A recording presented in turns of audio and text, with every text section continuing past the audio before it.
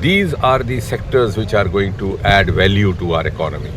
We have a huge coastal area, more than 1,000 kilometers long, one of the longest in the world. 11,000 to be precise.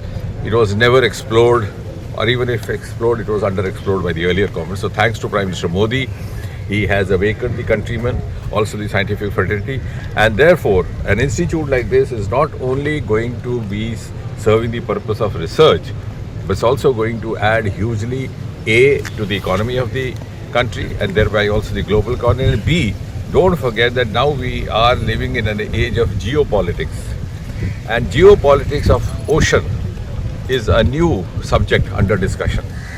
And as we move on, this is going to seize the thought process of many of the countrymen, also people across the world.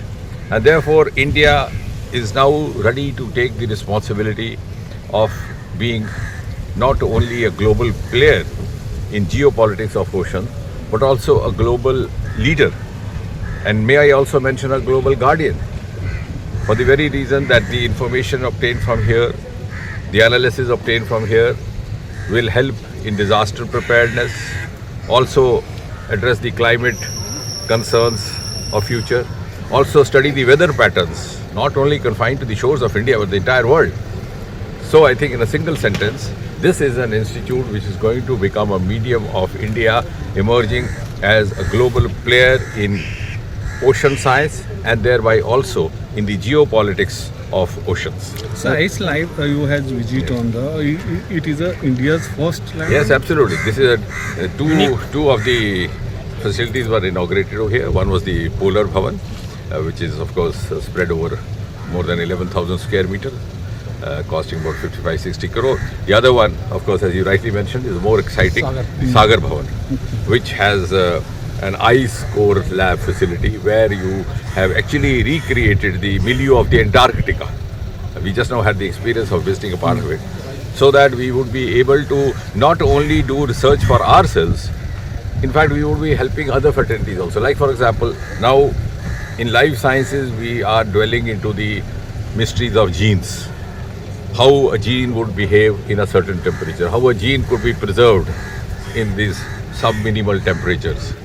Similarly, we are also now into the mutagenesis of plants. So there also. Similarly, also in the chemicals, how it would behave. And therefore, this is going to be covering an entire gamut, not only confined to ocean science, but it is also going to cater to the scientific fraternity working in the other streams of science as well. And therefore, as I said, this institute is going to emerge as a very important center of not only research, but also a hub of future economy of India. Thank you.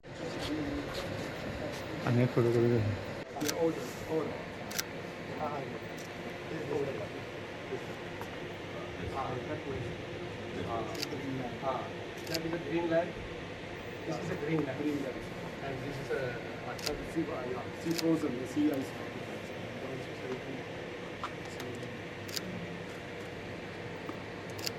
Okay. Come. We'll go to another. Come this way. Photograph.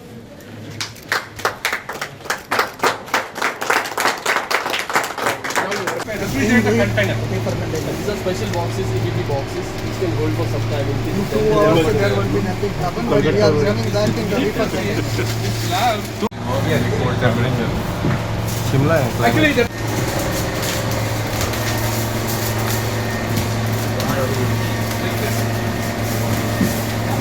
This is a minus 15 lab, sir, where we are working for the processing. Then many of the ice sheet, so which can give a history of the past, so that can use it for the climate model.